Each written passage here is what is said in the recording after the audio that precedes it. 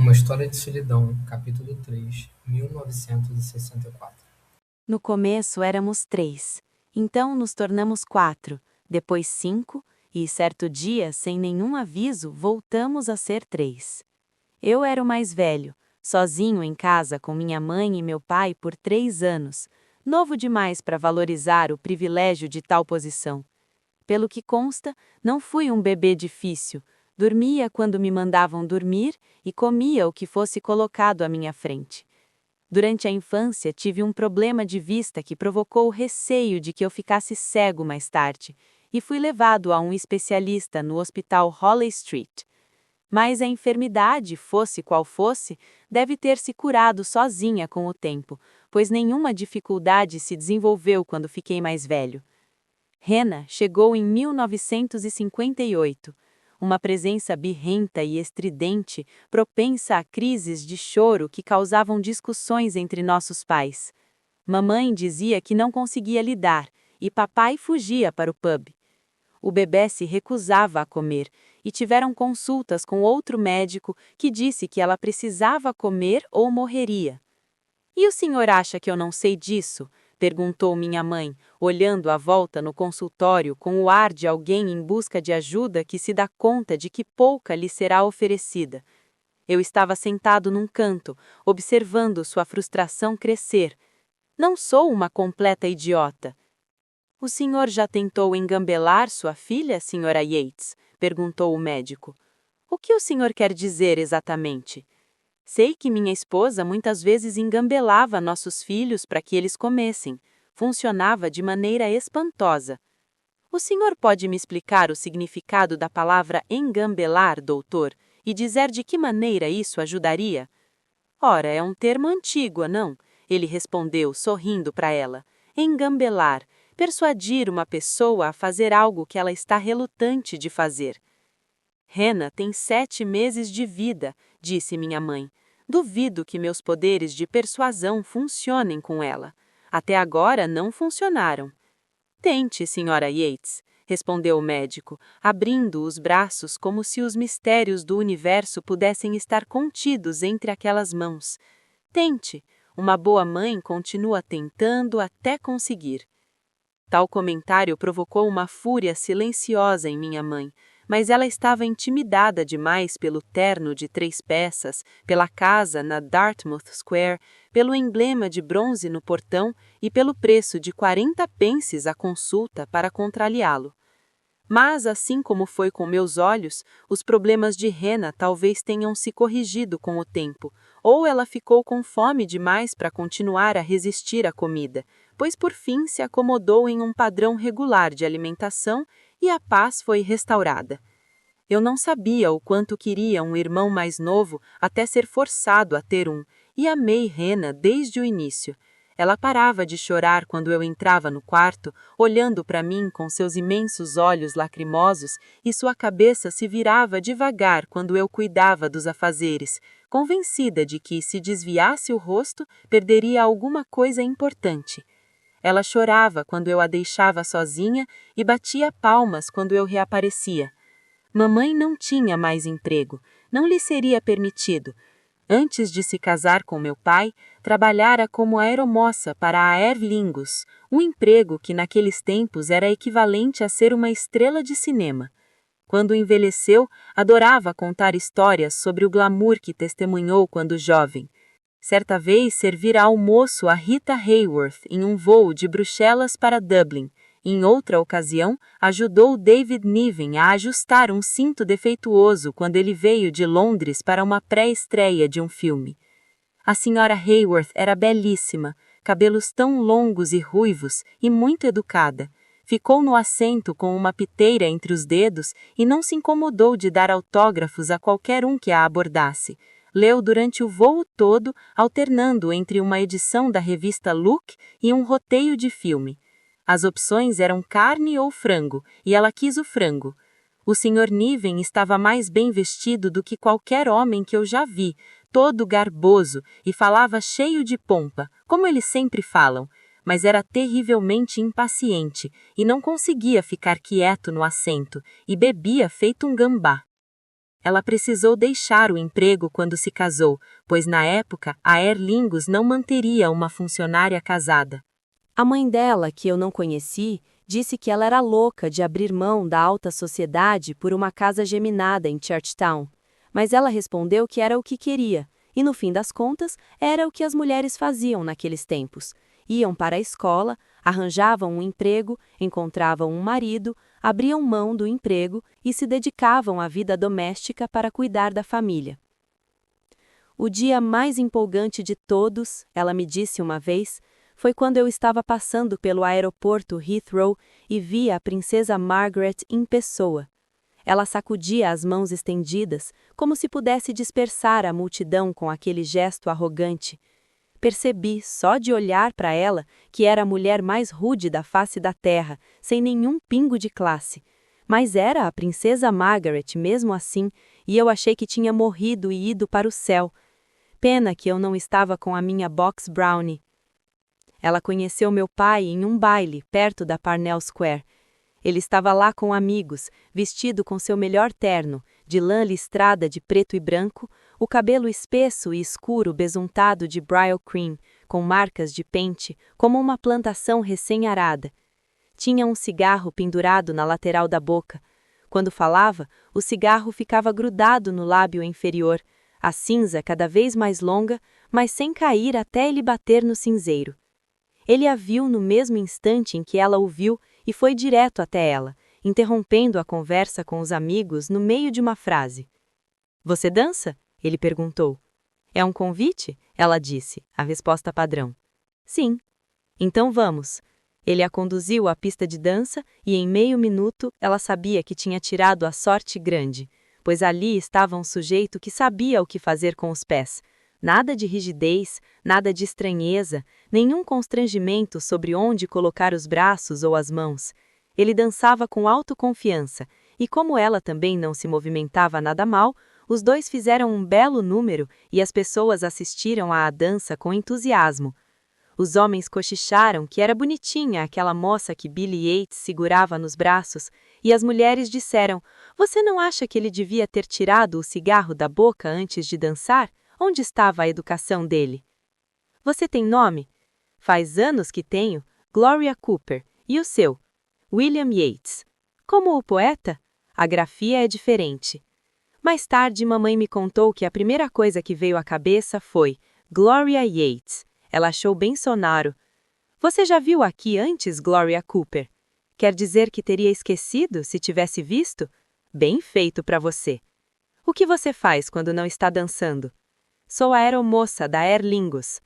Ele parou por um momento e então a fez dar uma volta para vê-la melhor. "A aeromoça é?" perguntou, impressionado. A maioria das moças com quem ele dançara naquela noite trabalhava em confeitarias ou estudava para ser professora. Uma delas disse que iria virar freira e seu cigarro quase caiu da boca. Outra afirmou que era patriarcal perguntar aquilo, e ele respondeu: "Ah, minha paciência", e se afastou com a lamúria de Frankie Lane cantando "Answer Me." "Como conseguiu um trabalho desses?" "Me candidatei", respondeu minha mãe. "Inteligente da sua parte, eu diria." "E você, o que faz?" "Sou ator." "Já vi em alguma coisa?" "Você já assistiu a Um Passo da Eternidade?" "O filme?" "Sim." "Claro que vi. Em uma sessão no Adelphi." "Bom, não estou nesse." Ela riu. "Então em qual você está?" "Em nenhum, por enquanto, mas estarei algum dia." "E o que você faz enquanto isso, Burt Lancaster?" "Estoquista da John Player nos Merchants Quay." "Então você consegue cigarros de graça?" "Com desconto." "Você sempre sabe o que responder." "Precisamos ser assim hoje em dia." Isso foi tudo que minha mãe contou sobre o primeiro encontro, além de dizer que quando ele perguntou se poderia ligar para ela na terça-feira seguinte, ela se sentiu orgulhosa ao responder que só estaria em casa depois das 7, pois o voo de Ciampino só aterrissaria às 5, observação que o fez sorrir, depois gargalhar e então abanar a cabeça como se não soubesse direito com o que estava se envolvendo. Em 6 meses estavam noivos e logo trocaram votos na igreja do Santíssimo Sacramento, na Bachelor's Walk, antes de irem ao Central Hotel em Exchequer Street para um jantar no buffet, e mais tarde pegarem um táxi para o aeroporto, onde um voo a Paris os aguardava. Ela conhecia 2 das aeromoças a bordo, mas a terceira era uma moça recém-contratada. Vê-la aprender os procedimentos, disse minha mãe, a encheu de uma tristeza avassaladora, como se tivesse se dado conta de que aquilo podia ter sido um erro terrível. A senhora sentiu falta de voar? Perguntei a ela certa vez, pois ela deixara a Irlanda em apenas uma ocasião pelo resto da vida, quando ela e Hannah vieram me visitar em Roma, em 1978. Claro que sim, ela respondeu, dando de ombros com ar arrependido. Mas eu não sabia do que estava abrindo mão até não ter mais. A gente nunca sabe, não é? O pequeno Cathal chegou apenas 18 meses depois de Hannah, quando eu já tinha 4 anos. Considerando o comportamento de minha mãe e de meu pai na época, hoje sei que ele foi uma surpresa para os dois, e não exatamente bem-vinda. Havia a hipoteca a ser paga, e uma fábrica de cigarros não era a melhor escolha para quem quisesse ficar rico. Ainda assim, seguimos vivendo, nós 5, por 2 anos, até que papai decidiu sair da Player para investir em sua ambição como ator. Ninguém sabe de onde isso veio. Não conhecia os pais de meu pai, tampouco os de minha mãe, pois estavam todos mortos antes de eu fazer 5 anos. Mas pessoas confiáveis me disseram que minha avó paterna era uma figura de destaque no FEICEU, o festival de música, e talvez tenha sido esta a origem de seu anseio pelos holofotes. Quando menino, ele conseguiu, de alguma maneira, entrar no coro de alguns paros de Natal no Gaiety Theatre. Mais tarde, juntou-se a um grupo amador de teatro em Rathmines, e essa obsessão só piorou depois disso. Sem consultar minha mãe, ele entregou a carta de demissão ao Sr. Benjamin da Player. Foi um prazer imenso, pois eu detestava trabalhar para um judeu. E se dedicou a audições profissionais, enquanto trabalhava meio período em um pub em Dundrum, o que mamãe considerou um terrível retrocesso. Colocar pacotes de cigarro em caixas maiores e então em plataformas móveis para distribuição nas bancas de jornal e tabacarias da Irlanda era aparentemente uma função superior a servir canecas de Harpy e Guinness na Eagle House 3 noites por semana. É só até eu conseguir um papel decente, disse papai, que ignorou todas as reclamações sobre falta de dinheiro para cuidar da casa com um gesto de menosprezo digno da princesa Margaret. Quando eu conseguir, estaremos garantidos pelo resto da vida. E então aconteceu uma coisa extraordinária. Ele foi indicado para o papel de jovem Colvie, numa montagem de A Charrua e as Estrelas, no Abbey Theatre, que naquela época tinha se mudado para o Queen's, na Pearse Street, após um incêndio que destruiu o prédio original. Ele fez teste diante de Proíncias MacDiarmada e de Siana O'Casey em pessoa, e deve ter feito uma interpretação decente, pois o convidaram para ser o substituto de um Sim Senhor Dublin, muito popular naqueles tempos. Meu pai sentiu emoções conflitantes em relação à oferta.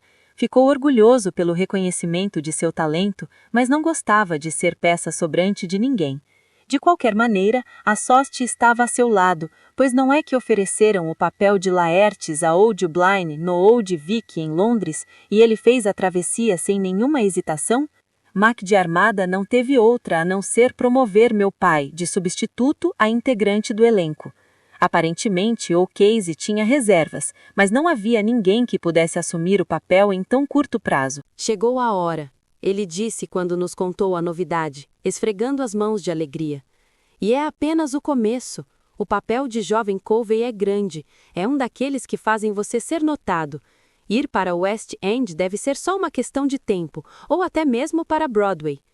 Vejam só, é Laurence Olivier, disse minha mãe, servindo pratos de peixe e batatas para nós. Agora que havia menos dinheiro entrando, carne vermelha se tornara um privilégio raro. Ah, pare com isso, respondeu meu pai, cujo entusiasmo não seria diminuído. Você não fará piadas quando se tornar a esposa do ator mais famoso da Irlanda.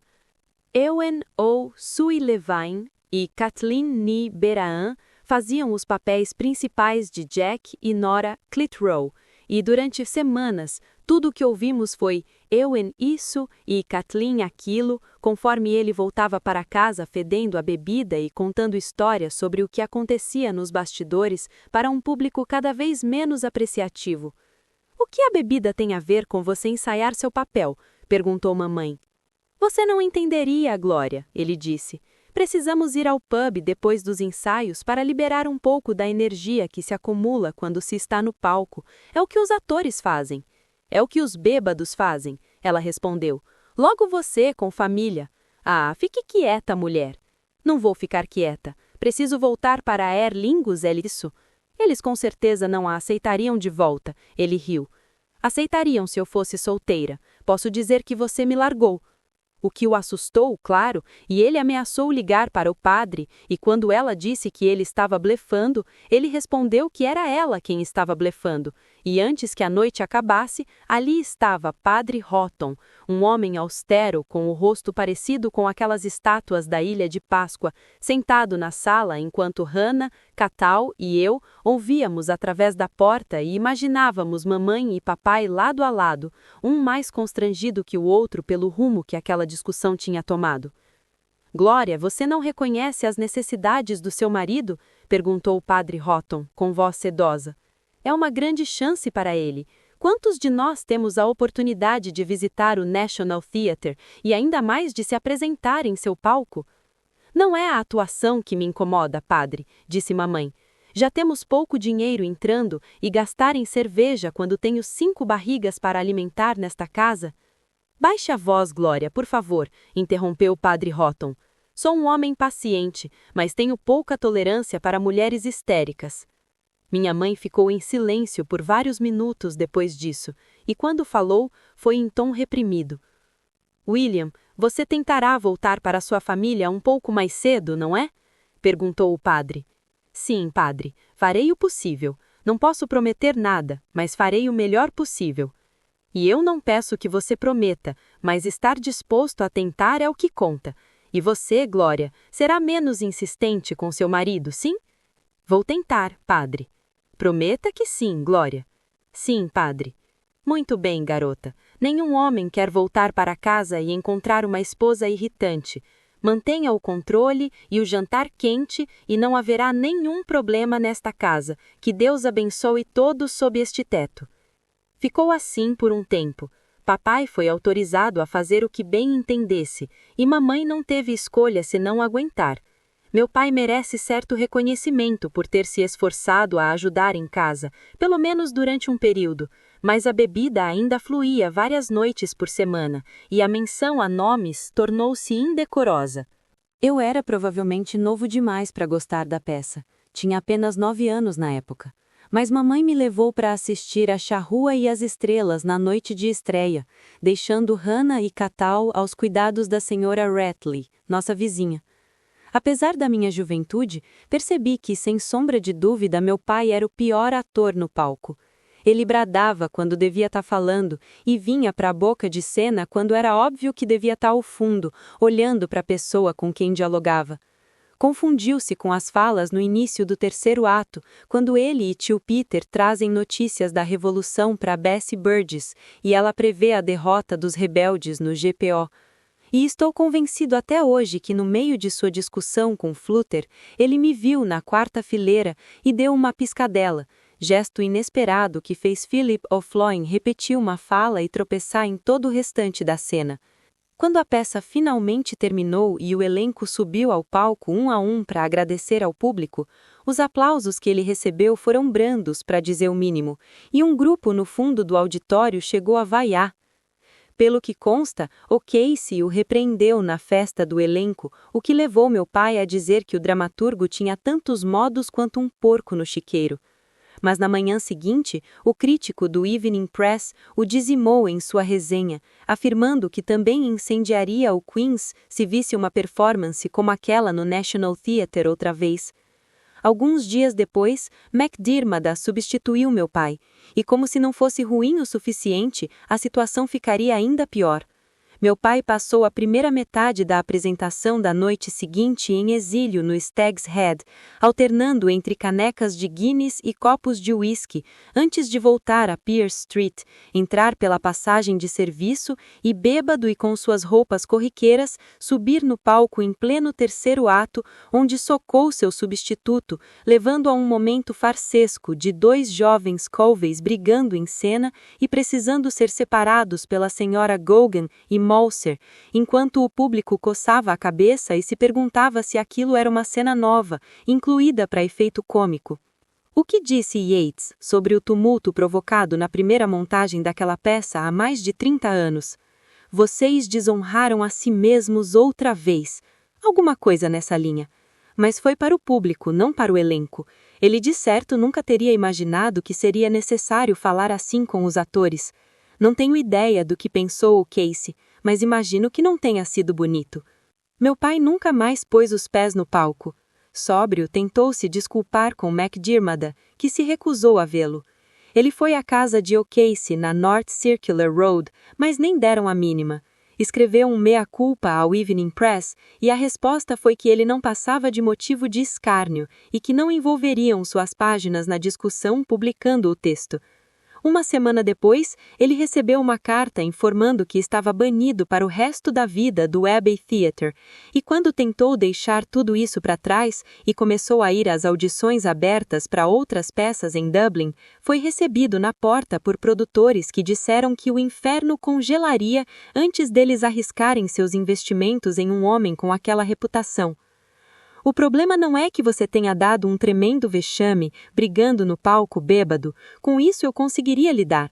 O problema é que você é o pior ator que já teve a improvável oportunidade de pisar num teatro. Você não tem nenhum talento, não percebe isso? Por que você não volta para Player? Minha mãe perguntou após algum tempo, pois estávamos ficando cada vez mais sem dinheiro. Temos que comprar a roupa da primeira comunhão de Audran. Hannah precisa de sapatos novos e tudo o que tento vestir em Catal tá ficando pequeno. Isso é tudo culpa sua, ele grunhiu, sentando-se na poltrona, bebendo. E isso era novidade, pois antes ele sempre restringia a bebida aos pubs.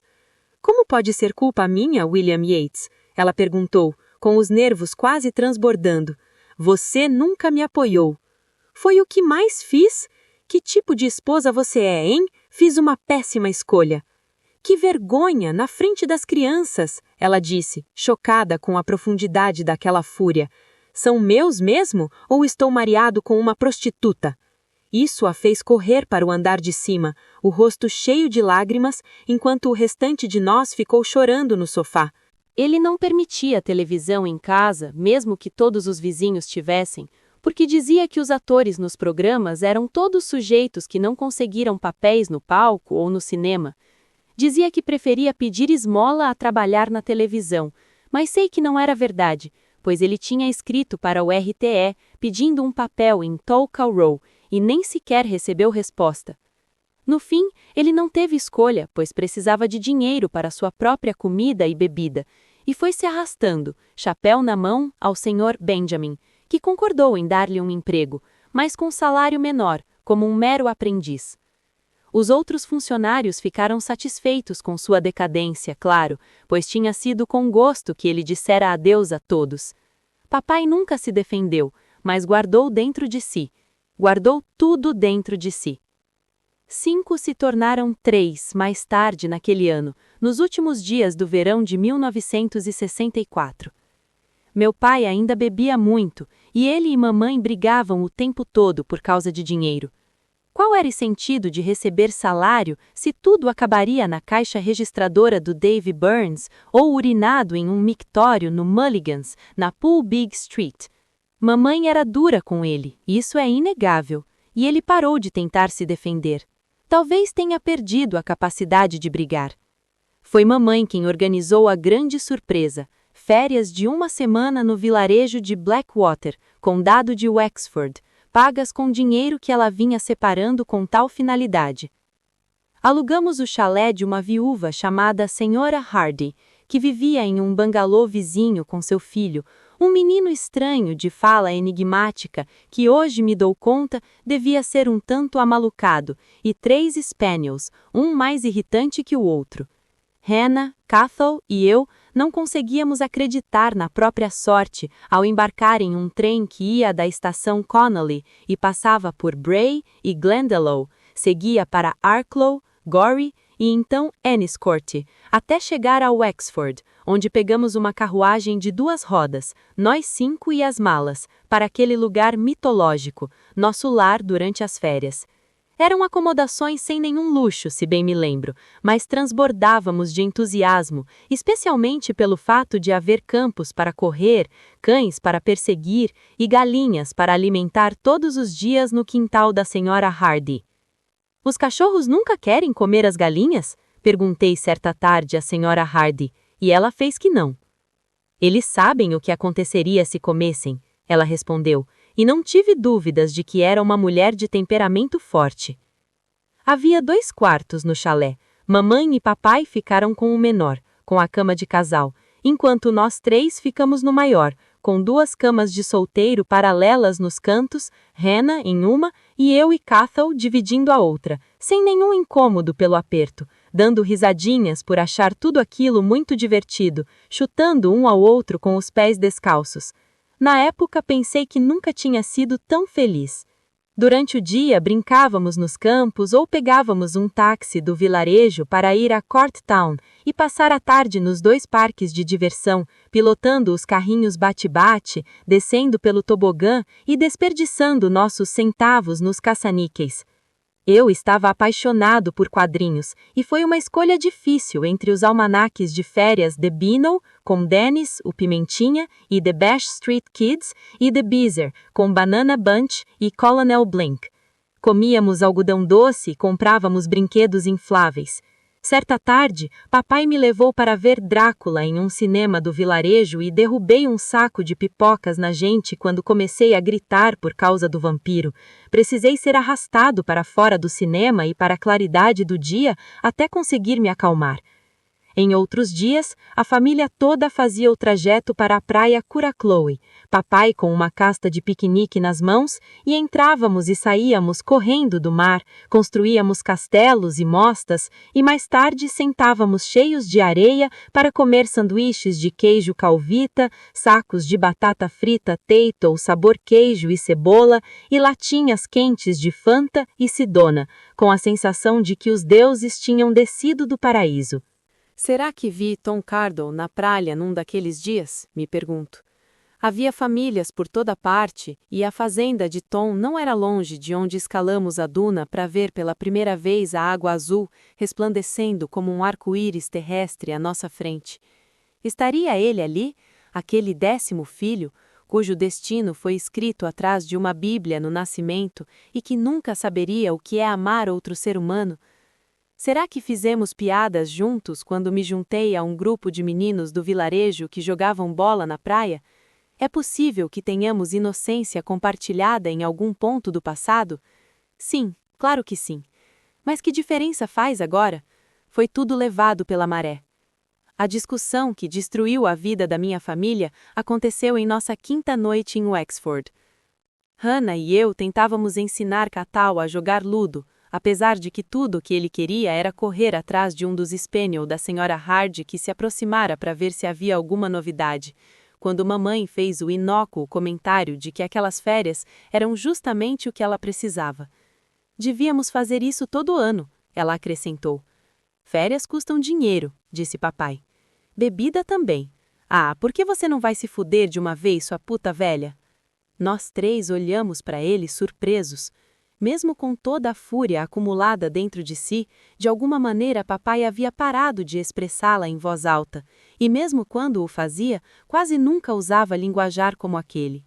Não que tivesse desistido de se defender, em vez disso, parecia que sempre que mamãe o criticava, ele afundava um pouco mais em si mesmo, às vezes ficando introspectivo por dias.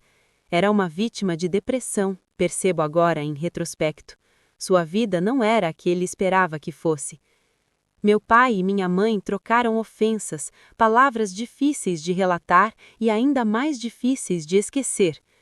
Mamãe teve a frieza de citar literalmente as palavras do crítico que ameaçara provocar um incêndio se houvesse a menor chance de William Yeats reaparecer nos palcos. Papai perguntou o que ela sabia do mundo do teatro, se não passava de uma nulidade prepotente que vira uma oportunidade e se aproveitara dela. Minha oportunidade? Ela rugiu. Eu já tinha encontrado minha oportunidade, mas fui cega demais para ver. A essa altura eu seria uma aeromoça intercontinental. Eu seria presidente da Aer Lingus, e não o seu capacho. Era tudo o que eu queria, ele gritou, encolhendo-se na cadeira, a fúria e o ódio se transformando em amarga autopiedade e recriminação. Ele enterrou o rosto entre as mãos, o nariz escorrendo, e eu e o pequeno Catal começamos a chorar por ver o tamanho da sua dor, enquanto Hannah simplesmente empalideceu e observou, a língua para fora da boca por causa do choque. Era tudo o que eu queria, ele gritou, olhando em volta para todos nós. Vocês todos roubaram de mim. Não roubamos nada, gritou minha mãe, que chegara ao limite. Ela pegou uma panela pesada e a bateu repetidas vezes na mesa de madeira, furiosa, fazendo um som horrível que forçou Catal a cobrir as orelhas e Hannah a fugir da sala assustada. Não roubamos nada de você, seu miserável. Você é miserável, inútil, patético e infeliz como homem, marido e pai. Não roubamos nada de você. Você roubou o que eu amava, ele retrucou, movimentando-se para frente e para trás. Roubou a única coisa que eu amava. E se eu roubasse de você alguma coisa que você ama, você gostaria? Roube! Ela vociferou, agora jogando a panela para longe, que caiu ruidosamente enquanto ia para o quarto, furiosa. Roube tudo, William Yeats. Não dou mais a mínima para nada disso. O pequeno Catal foi dormir com minha mãe naquela noite, enquanto papai ficou ao meu lado na cama. Não houve risadinhas nem chutes de pés descalços. Em vez disso, fiquei ali, ansioso e desperto, enquanto ouvia um som que me amedrontou e repugnou na mesma medida.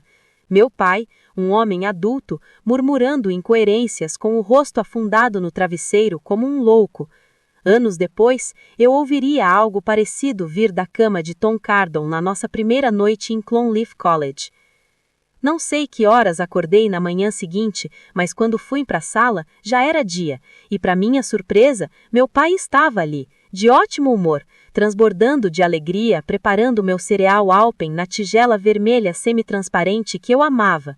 Alpen era um mimo especial dos feriados, nunca permitido em casa. Mamãe estava sentada com um livro em uma cadeira de praia no jardim, longe dele. Ela lia The Country Girls, apenas para provocar, pois sabia que ver a bela moça na capa do livro fazia meu pobre pai se distrair. Ele disse que minha mãe tinha opiniões demais e que devia ter sido repreendida há muito tempo. Aí está você, filho, ele disse, sorrindo para mim como se nenhum dos incidentes da noite anterior tivesse acontecido. Dormiu bem? Na verdade, não. Não? Foi por consciência culpada? Olhei para ele. Eu não soube como responder aquilo. Vou nadar daqui a pouco, ele me disse em seguida. Quer ir à praia comigo? Eu não queria, e foi o que disse. Ah, claro que você vem, disse papai. Vamos nos divertir muito, só nós dois. Mas fiz que não, e respondi que estava cansado demais. Na verdade, depois do trauma da noite anterior, pensar em me arrastar até a praia Curra Chloe e mergulhar nas ondas frias era, pela primeira vez, uma perspectiva pouco atraente. Eu ainda o via movimentando-se para frente e para trás, culpando a todos nós por seus fracassos. Eu ainda ouvia o som de mamãe batendo aquela panela na mesa. Eu não queria nada com nenhum dos dois. Tem certeza? Ele perguntou, agora à minha frente, as mãos em meus ombros. Não vou pedir de novo. Tenho certeza, eu disse. E ele pareceu um pouco decepcionado quando deu as costas para mim e se virou na direção do menino de 4 anos brincando no canto. Então precisa ser você, Catal, ele disse. Vá buscar sua roupa. E como um cão que nunca recusa um passeio, meu irmão mais novo largou o que estava fazendo e correu para o quarto a fim de se trocar para a praia, saltitando de volta com um balde e uma pá em mãos. Você não precisará disso, disse meu pai, tirando os objetos dele e os deixando no chão. Vamos nadar, só isso, só nós dois, nada de brincadeiras. Alguns minutos depois, a dupla partiu, antes mesmo de Hannah ter acordado, e observei enquanto eles desciam pelo caminho e viraram à esquerda, desaparecendo atrás das árvores na direção de Curra Chloe, e não pensei mais no assunto. Em vez disso, perguntei a mim mesmo se o burro no campo vizinho estava solto para o passeio matinal, e se estivesse, será que ele me acharia o menino mais legal do mundo se eu levasse alguns torrões de açúcar para o seu café da manhã, e talvez uma maçã se eu conseguisse encontrar? Lembro que foi um guarda com sotaque do condado de Mayo que chegou 2 horas depois com a notícia. Ele devia estar baseado em Wexford, porque eles sempre os mandam para um condado que não é o deles, onde não conhecem as pessoas que precisarão prender ou a quem terão de dar más notícias. Eu estava correndo pelo jardim. Mamãe preparava um almoço tardio na cozinha. Ela saiu para a varanda quando viu a patrulha do guarda se aproximar e parar. Odran, vá para dentro, ela disse ao sair, o pano de prato ainda na mão. Olhei para ela, mas ela não pediu 2 vezes. O senhor está perdido, guarda? Ela perguntou, com um sorriso largo, como se aquilo fosse uma grande piada. Ah, não, ele respondeu, dando de ombros e olhando em torno com uma expressão no rosto que dizia que ele preferiria estar em qualquer lugar do mundo em vez daquele jardim. Lembro de me pensar que ele se parecia com John Wayne. Belo dia, não acha? Concordo, disse mamãe. O senhor acha que vai chover mais tarde? Pode ficar bem instável, disse o guarda, olhando para mim por um momento e franzindo as sobrancelhas, a testa enrugando bastante. De onde é o seu sotaque? Perguntou minha mãe, e mesmo na minha infantilidade pensei que aquela era uma conversa estranha entre os dois. Os guarda não apareciam para jogar conversa fora, eles de certo tinham coisas mais importantes para fazer. Westport, ele respondeu.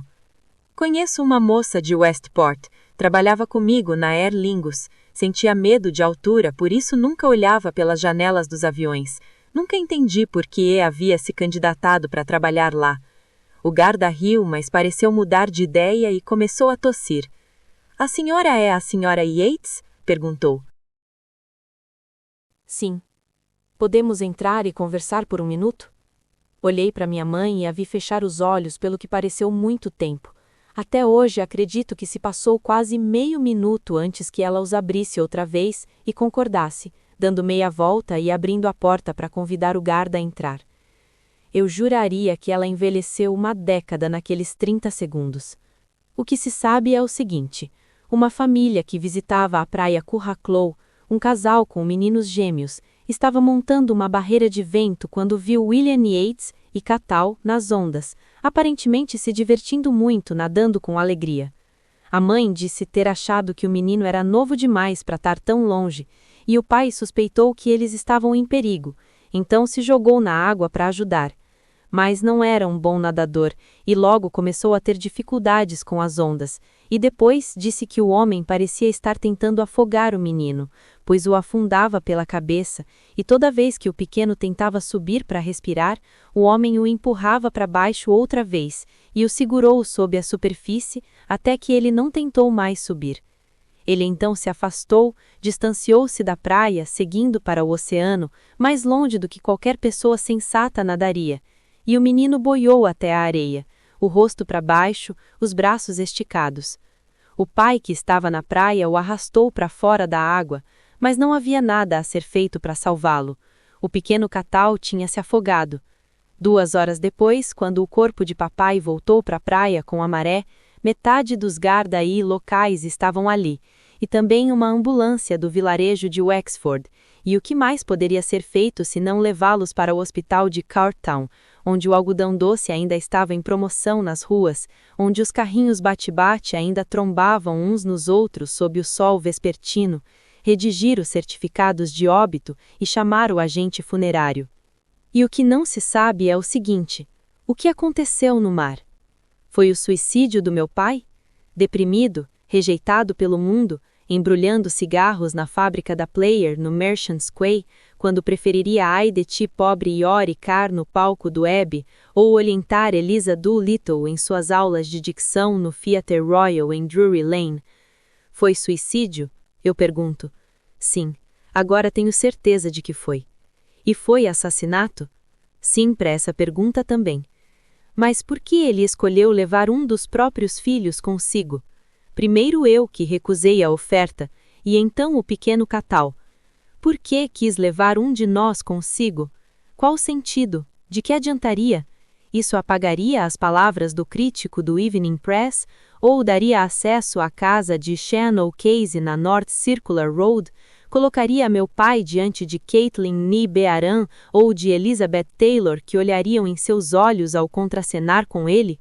Pensei nesse assunto centenas, milhares, milhões de vezes ao longo dos anos desde então, e respondi em minha mente que aquele homem, meu pai, não estava bem da cabeça na época, que estava doente e fez algo que nunca teria cogitado fazer se o mundo o tivesse tratado com um pouco mais de benevolência.